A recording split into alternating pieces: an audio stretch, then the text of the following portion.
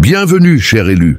Prête une oreille attentive à ceci. La seule chose plus périlleuse qu'un mensonge est une vérité dévoilée trop tard. Laisse cette pensée t'imprégner. Maintenant, imagine, simplement imagine, réaliser que la personne en qui tu avais une confiance absolue a orchestré une trahison si monstrueuse qu'elle a rendu les témoins physiquement malades. Et voici le rebondissement. Ce n'était pas seulement une question de te trahir dans l'ombre. Non, cela aurait été trop simple. C'était une trahison longuement mijotée, un plat raffiné macéré dans la duplicité, accompagné d'une touche d'humiliation publique. Voici un fait.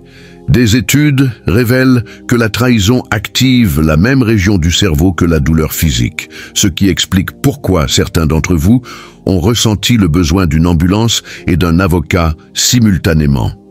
Mais, dans ton cas, élu, ce n'était pas une simple blessure à l'âme, c'était une opération à cœur ouvert, pratiquée par quelqu'un armé d'un couteau à beurre rouillé. Pourtant, tu as encaissé cela avec la sérénité d'un dieu imperturbable, comme quelqu'un observant un magicien maladroit dont il avait déjà percé les tours en coulisses.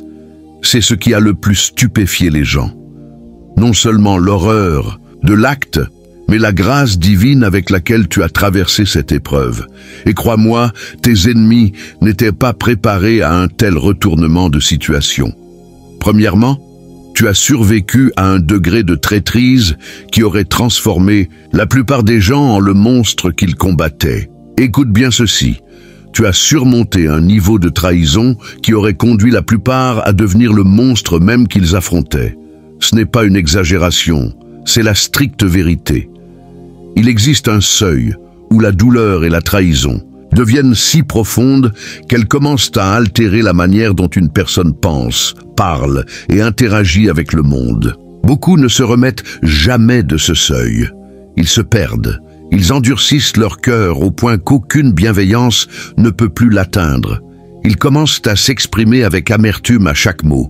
Ils portent la méfiance. Ils se protègent à tel point qu'ils cessent de vivre. Et dans les cas les plus sordides, ils décident que la seule manière de survivre est d'adopter les mêmes règles perfides que ceux qui les ont blessés. Toi, tu n'as pas fait cela, et c'est ce qui rend ton histoire troublante pour certains et inspirante pour d'autres. Ils t'ont vu encaisser coup après coup pensant « ça y est, c'est le moment où il va craquer ». Mais ce moment n'est jamais arrivé. Tu n'es pas devenu cruel. Tu n'as pas ourdi une vengeance digne d'un feuilleton tordu. Tu n'as pas absorbé leur venin juste pour remporter la bataille. Tu es resté humain. Et ce n'est pas commun lorsque la douleur frappe aussi profondément. Ce qui rend cela encore plus significatif, c'est que ceux autour de toi savaient à quel point cela a été dur.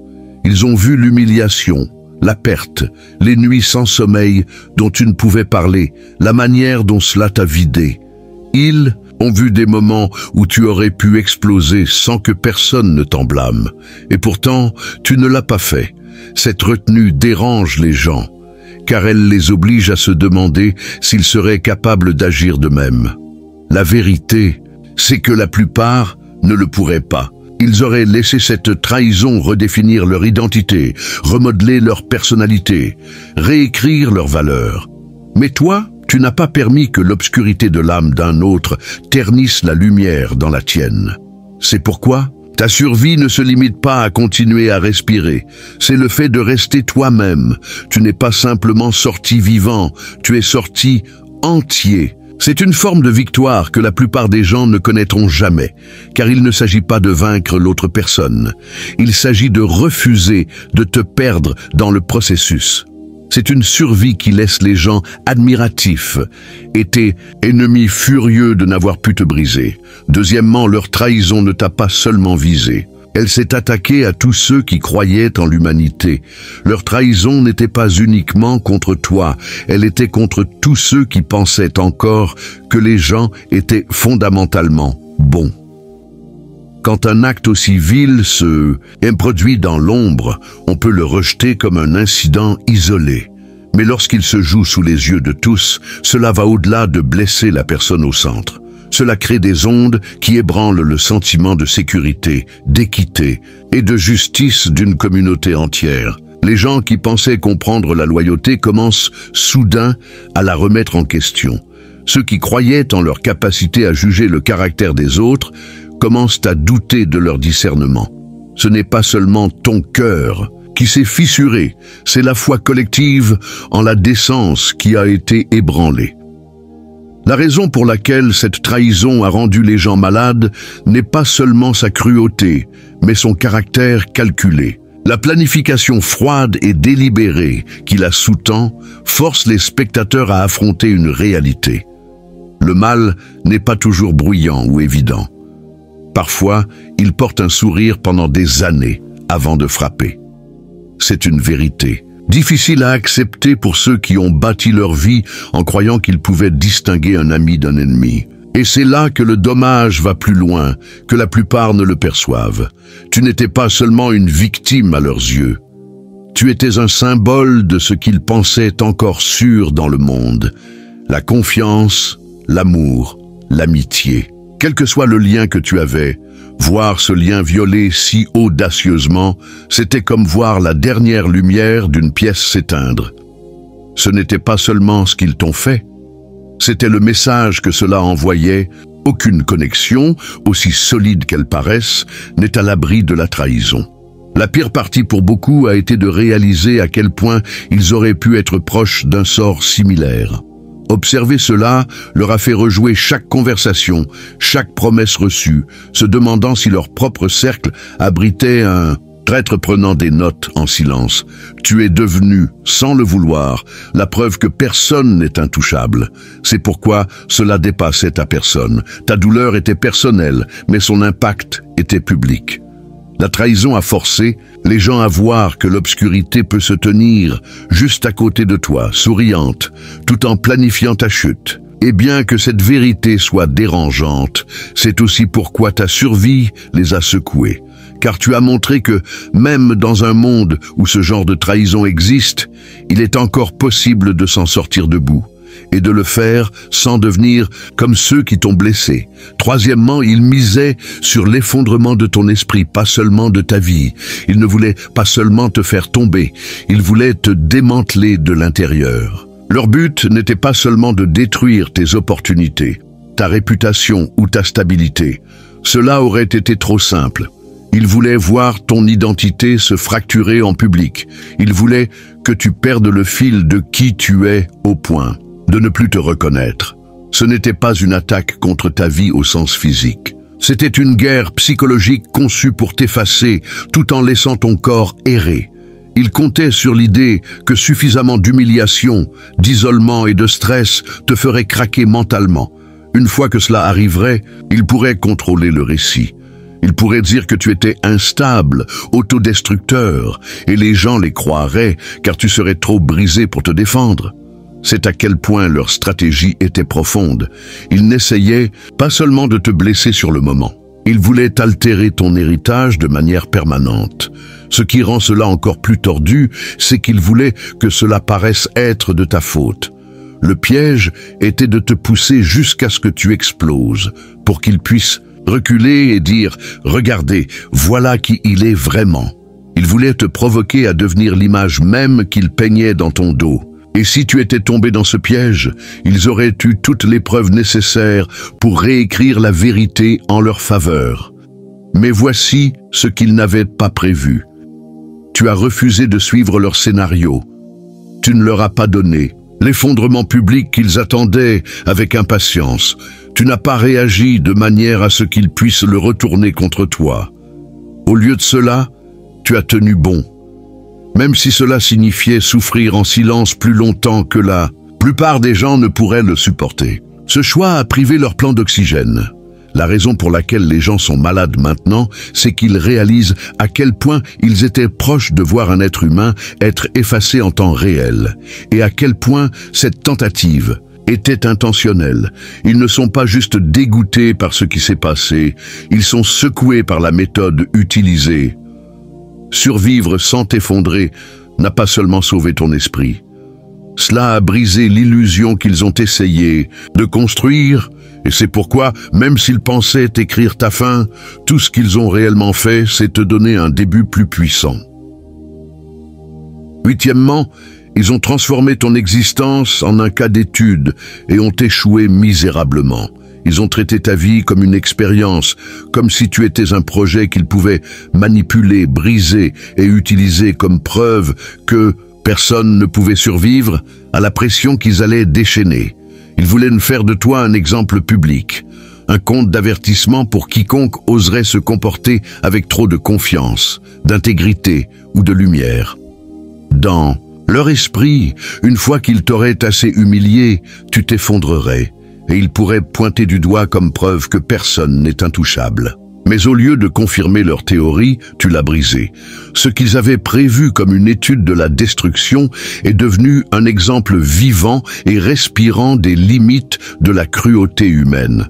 Ils ont sous-estimé à quel point ton esprit était profondément enraciné, et ils ont négligé le fait que certaines personnes sont construites avec une fondation qui ne se fissure pas sous le poids du mal. Elle devient plus forte. Chaque coup qu'ils t'ont porté n'a pas produit l'effondrement qu'ils avaient prédit. Il a révélé une résilience qui les a embarrassés devant tous ceux qui regardaient. La vérité, c'est qu'ils n'attaquaient même pas seulement toi. Ils faisaient une déclaration à tout le monde. Si nous pouvons briser celui-ci, nous pouvons briser n'importe qui. Et c'est exactement pourquoi leur échec fait si mal. Au lieu de prouver ta faiblesse, ils ont prouvé la durabilité de ta volonté. Au lieu de décourager les autres, ils ont fini par les inspirer. Ce qui était censé être ta chute est devenu la chose même qui a élevé ton influence. Maintenant, le cas d'étude qu'ils voulaient présenter au monde est étudié pour une raison complètement différente. Les gens ne parlent pas de comment tu as été détruit, ils parlent de comment tu as refusé de plier. Ils parlent de la manière dont tu as tenu bon sans devenir amer. La manière dont tu as survécu à leur manigance sans t'abaisser à leur niveau.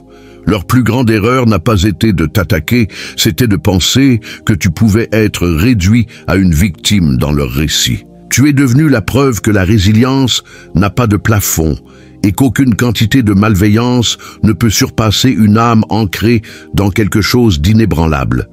Et maintenant, la seule leçon qui reste de leur expérience, c'est que l'arme qu'ils ont essayé d'utiliser sur toi ne fonctionnera jamais sur quelqu'un qui refuse de se rendre.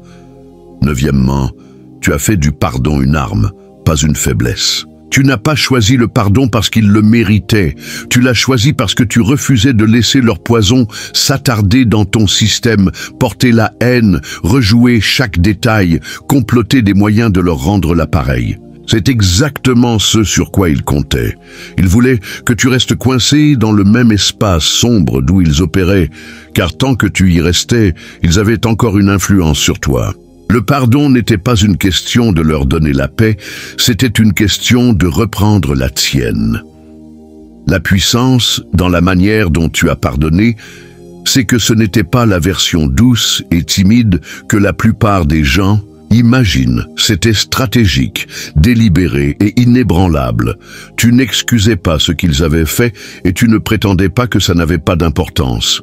Tu l'as pleinement reconnu et tu as quand même refusé de laisser cela avoir le dernier mot sur ta vie. C'est là que l'aspect arme entre en jeu. En lâchant prise, tu as coupé le dernier fil qui te reliait à leur contrôle. Tu leur as refusé la satisfaction de te voir tordu à l'intérieur, consumé par la même amertume qui les traverse. Ce genre de pardon est déstabilisant pour des gens comme eux, car il supprime le combat qu'ils avaient préparé. Ils s'attendaient à de la résistance. Ils pouvaient pousser contre une bataille aller-retour qui t'aurait gardé lié à eux indéfiniment. Au lieu de cela, tu es sorti complètement de l'arène, les laissant frapper dans le vide. Il est difficile de continuer à jouer le rôle du vainqueur quand ta cible ne t'accorde même plus la reconnaissance d'être un adversaire digne. Et voici la partie qu'ils n'admettront jamais à haute voix. Ton pardon a exposé leur petitesse. Cela a montré à tout le monde qu'ils s'accrochaient encore, s'accrochaient toujours à des rancunes, essayaient toujours de régler des comptes pendant que tu étais déjà passé à des choses plus grandes et meilleures. Cela les a laissés paraître mesquins, amers et piégés dans un cycle dont ils ne peuvent pas s'échapper. En fin de compte, tu as prouvé que le pardon n'est pas une question de laisser quelqu'un s'en tirer. C'est une question de s'assurer qu'il ne t'entraîne pas avec eux. C'est la coupure nette qui permet de garder ton âme intacte, ton esprit clair et ton chemin ouvert.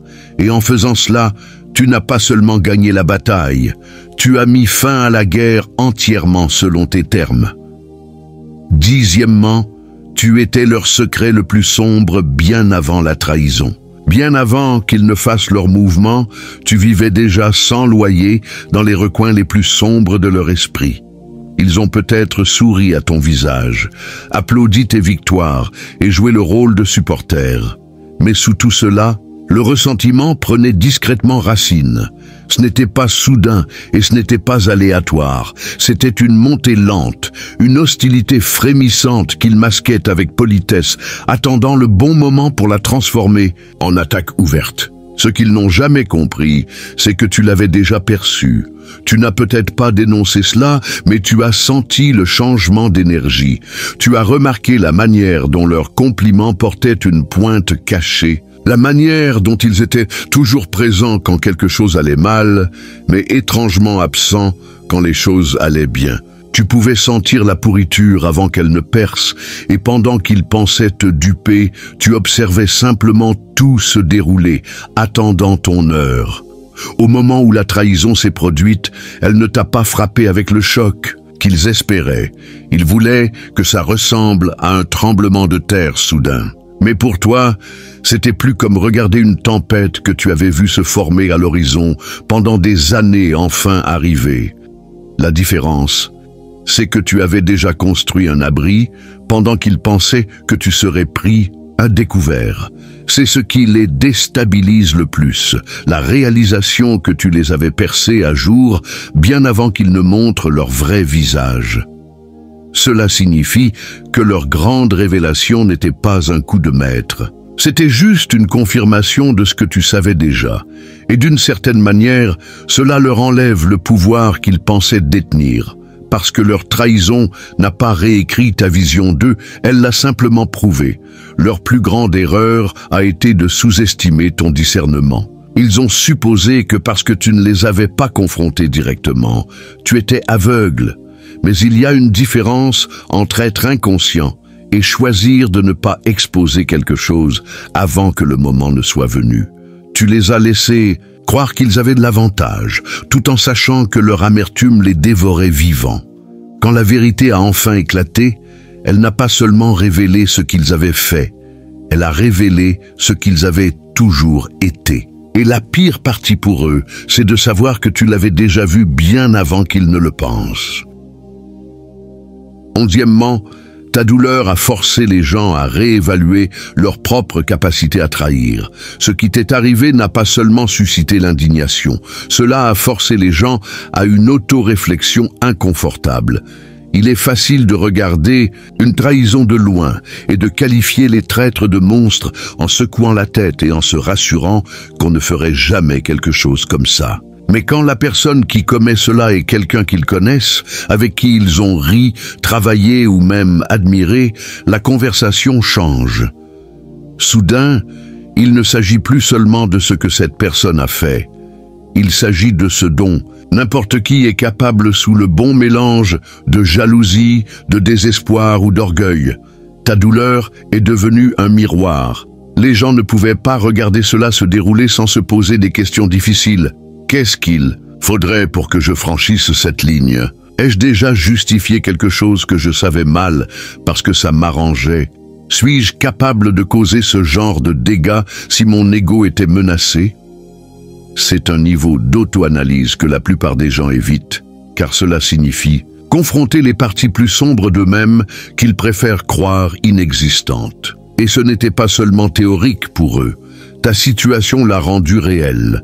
Ils ont vu à quelle vitesse la loyauté pouvait se dissoudre, comment l'affection pouvait se transformer en hostilité et à quel point quelqu'un pouvait prétendre se soucier tout en planifiant secrètement du mal. La trahison n'était plus juste une histoire, c'était un exemple vivant que la proximité avec quelqu'un ne garantit pas la pureté des intentions. Cela a secoué les gens, car cela signifiait qu'ils devaient admettre qu'ils n'étaient pas aussi bons à lire les autres ou eux-mêmes qu'ils le pensaient.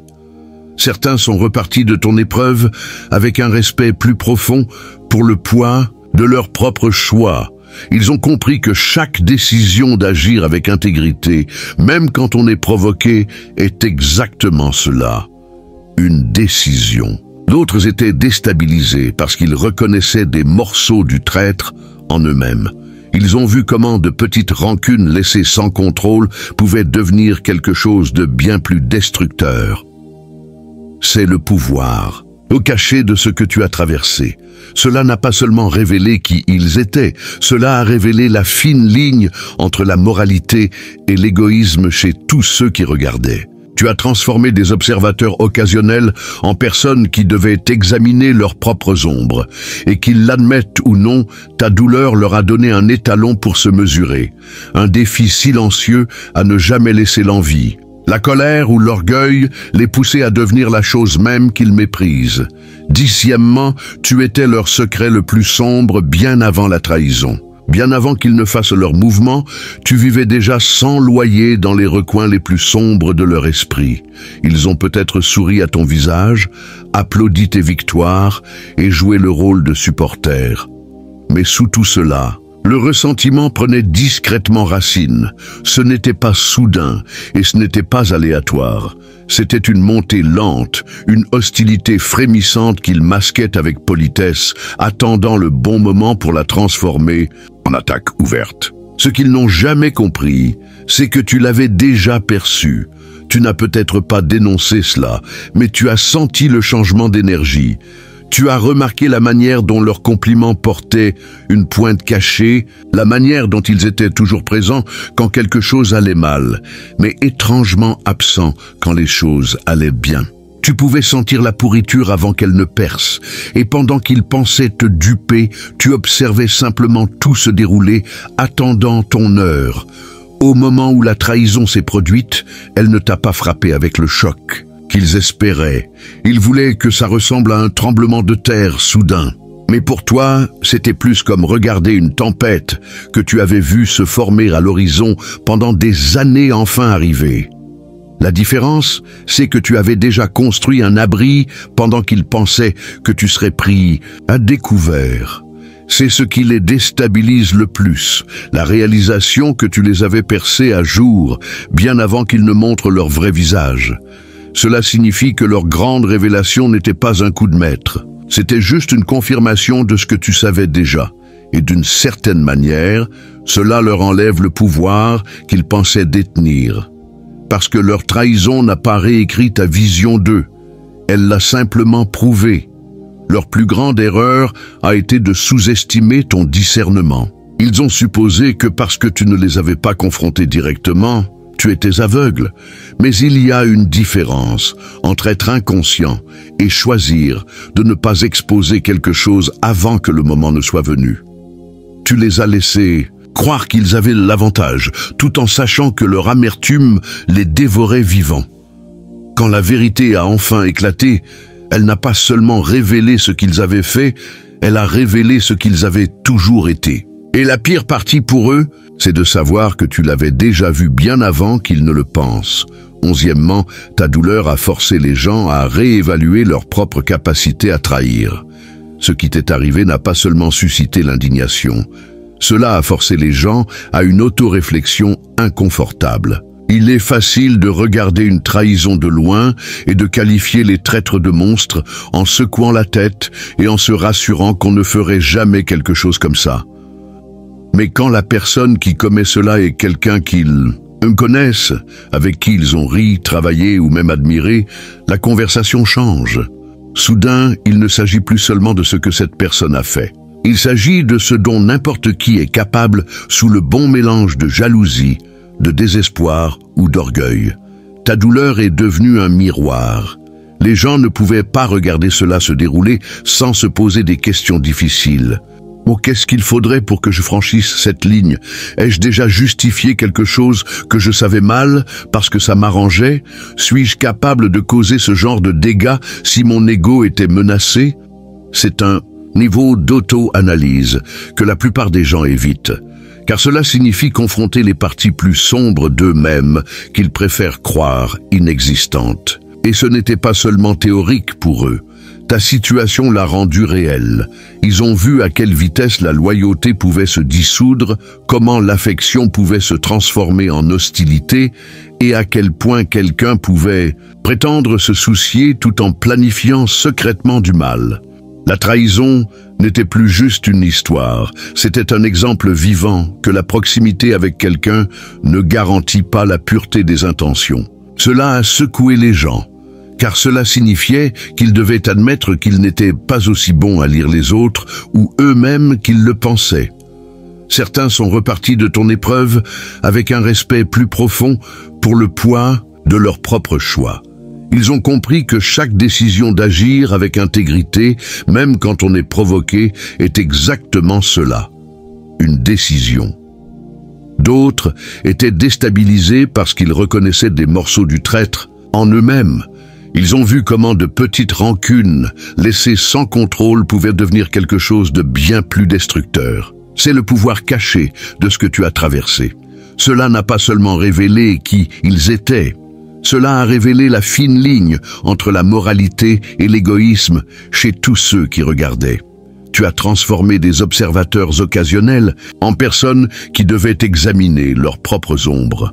Et qu'ils l'admettent ou non, ta douleur leur a donné un étalon pour se mesurer, un défi silencieux à ne jamais laisser l'envie, la colère ou l'orgueil les pousser à devenir la chose même qu'ils méprisent. Douzièmement, ils n'ont pas seulement trahi toi, ils ont déclaré la guerre à l'ordre divin sur ta vie. Ce qu'ils t'ont fait allait bien au-delà d'une trahison personnelle. Ce n'était pas juste une question d'accord rompu, d'opportunité sabotée ou de couteau dans le dos de quelqu'un de proche. C'était une attaque directe contre quelque chose de bien plus grand, l'appel et le but sur ta vie. Ton voyage n'est pas aléatoire, il est marqué.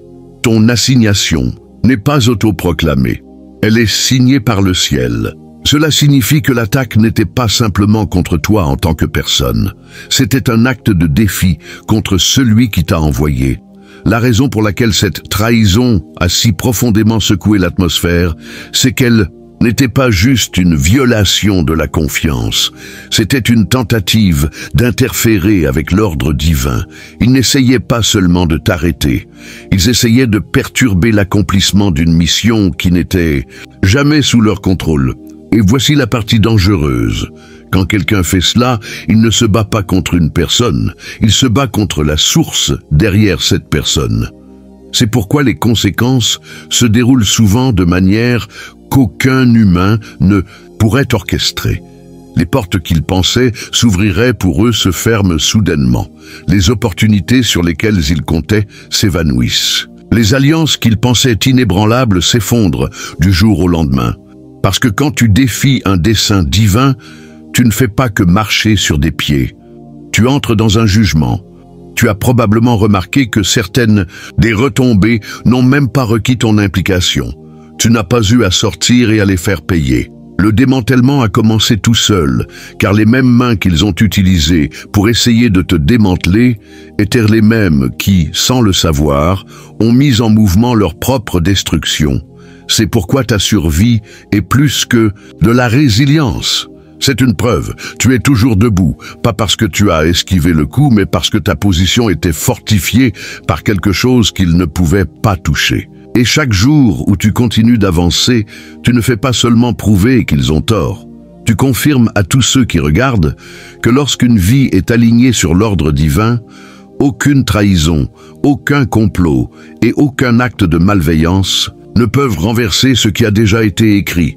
En essayant de t'éliminer, ils n'ont pas seulement défié toi, ils ont défié le ciel. Et c'est une bataille qu'ils ne gagneront jamais. 13e, tu es devenu le miroir qu'ils ne supportent pas de regarder. Tu n'as pas eu à les confronter avec des mots coléreux, des dénonciations publiques ou des rappels incessants de ce qu'ils ont fait. Ta simple présence est devenue la confrontation. Chaque fois qu'ils te voient vivant, stable et même prospérant, cela envoie une secousse à travers leur conscience. Ils ne peuvent pas complètement s'engourdir. Tu es devenu le miroir qu'ils ne peuvent pas supporter de regarder, car tu reflètes la seule chose qu'ils essaient d'échapper, la vérité. Ce n'est pas seulement à propos de la trahison elle-même, c'est à propos du fait que tu y as survécu d'une manière qu'ils n'avaient jamais anticipée. Dans leur esprit, l'histoire était censée se terminer avec toi brisé, amer et enseveli sous la honte. Ils ont construit leur pièce en supposant que tu ne te relèverais pas. Mais te voilà marchant, souriant, existant sans le poids qu'ils ont essayé de mettre sur toi. Et c'est ce qui les détruit, car tant que tu tiens debout, leur récit s'effondre. Ta survie n'est pas silencieuse pour eux, elle est assourdissante. Chaque accomplissement que tu fais, chaque jour où tu avances, chaque moment où tu te comportes avec dignité est une autre fissure dans le mur qu'ils ont construit pour protéger leur ego. Cela les force à se souvenir des longueurs auxquelles ils sont allés pour te briser et comment rien de tout cela n'a suffi. Tu es la preuve vivante que leur meilleur coup a encore échoué et ils ne peuvent pas l'ignorer. La vérité, c'est que tu n'as pas besoin de leur rappeler ce qu'ils ont fait. Ils le rejouent chaque fois que tu entres dans la pièce, chaque fois que ton nom est mentionné et chaque fois qu'ils réalisent que tu as guéri sans leurs excuses.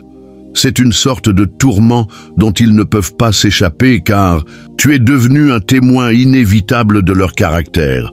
Ils peuvent essayer de t'éviter physiquement, mais ils ne peuvent pas éviter la réalité que tu représentes, qu'ils ont été exposés et que tu as enduré.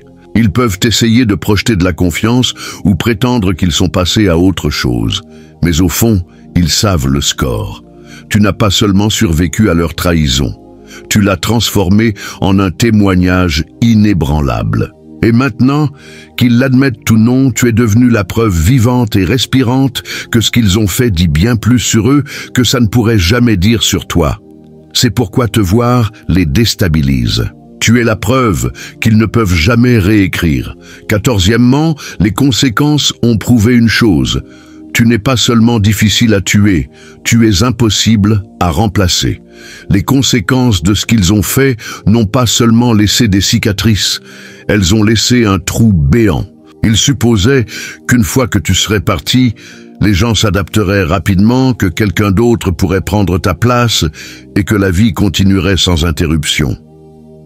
Ils avaient tort. Ton absence n'a pas seulement été remarquée. Elle a crié, elle a rendu tout l'environnement déséquilibré, comme si une fondation avait été arrachée de dessous. La vérité, c'est que tes rôles, que ce soit dans les relations, la famille, la communauté ou le travail, ne concernaient pas seulement ce que tu faisais, ils concernaient qui tu étais. Tu ne remplissais pas simplement une case, tu soutenais toute une atmosphère. Ta présence avait un effet stabilisant, une influence discrète que les gens ne reconnaissaient pas pleinement jusqu'à ce qu'elle disparaisse. Maintenant, ils voient que la paix, la productivité et même le sens de la direction qu'ils prenaient pour acquis portaient tes empreintes partout. Ils pensaient que ton retrait serait leur moment de briller, mais au lieu de cela, cela a exposé le fait que leur lumière n'était jamais la leur. Elle était empruntée à l'environnement que tu soutenais. Sans toi, des fissures ont commencé à apparaître. Les tensions ont grandi, la chimie a changé. Il est devenu clair qu'ils n'avaient rien élevé. Ils n'avaient fait que le démanteler. Et maintenant, les gens ne manquent pas seulement de toi. Ils réévaluent tout ce qu'ils croyaient sur ceux qui t'ont poussé dehors. Ce qui rend cela encore plus brutal pour eux, c'est que ton absence n'a pas seulement fait mal sur un plan personnel. Cela les a fait paraître petits. Leur grand plan pour t'éliminer n'a pas seulement échoué à les faire paraître meilleurs. Cela les a fait paraître inutiles. Les gens ont commencé à se demander « Pourquoi ont-ils fait ça ?» Et les choses allaient mieux avant. Ces questions piquent, car elles exposent la vérité. Tu étais la colle, l'encre, silencieuse. Maintenant, peu importe ce qu'ils essaient de construire à ta place, cela sonne creux. C'est comme remplacer une gemme rare par une réplique en plastique. La forme peut être similaire, mais la substance n'est pas là. Et chaque tentative de prétendre le contraire ne fait que rappeler à tout le monde que la vraie perte n'était Pas le poste, la connexion ou le projet. La vraie perte, c'était toi. Et la seule chose que les conséquences ont prouvé sans l'ombre d'un doute, c'est que bien que tu aies été trahi, rejeté ou sous-estimé, tu n'as jamais été remplaçable. Pas alors, pas maintenant, pas jamais. En fin de compte, ce n'était pas juste une histoire de trahison, c'est devenu une preuve indéniable que tu étais construit pour quelque chose qu'il ne pouvait ni créer ni détruire. Chaque tentative de te diminuer n'a fait que révéler ta profondeur. Chaque complot pour t'effacer n'a fait que rendre ta présence plus inoubliable. Ils ont cherché à t'humilier, mais ils ont fini par documenter leurs propres faiblesses, et pour que le monde entier la voie. Tu as traversé le feu sans perdre ta forme. Tu as enduré des tempêtes qui auraient dû te briser, seulement pour en sortir plus affûté, plus clair et plus dangereux pour les mensonges qui ont essayé de te définir.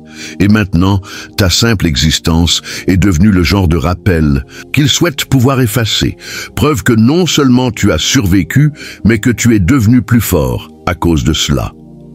L'ironie, c'est que ce qu'ils voulaient pour ta fin est devenu le chapitre le plus captivant de ton histoire. Et maintenant, la leçon est claire pour tous ceux qui regardent. Quand les mauvaises personnes essaient de t'enterrer, elles ne font que te planter dans un sol qui fait pousser des racines plus profondes. Tu ne les as pas seulement surpassées, tu les as éclipsées. Et cette lumière, elle ne s'éteindra jamais. Si ce message t'a profondément touché et que tu as ressenti chaque mot, ne le garde pas pour toi. Appuie sur ce bouton d'abonnement pour ne jamais manquer une autre vérité comme celle-ci. Aime cette vidéo si elle a parlé à ton esprit. Laisse un commentaire pour partager tes propres pensées ou ton témoignage et partage-la avec quelqu'un qui a besoin qu'on lui rappelle sa propre force inébranlable. Cette communauté grandit quand nous nous élevons ensemble. Alors, assurons-nous qu'aucun élu ne marche seul dans ce voyage. Ton soutien maintient le feu allumé. Que Dieu te protège.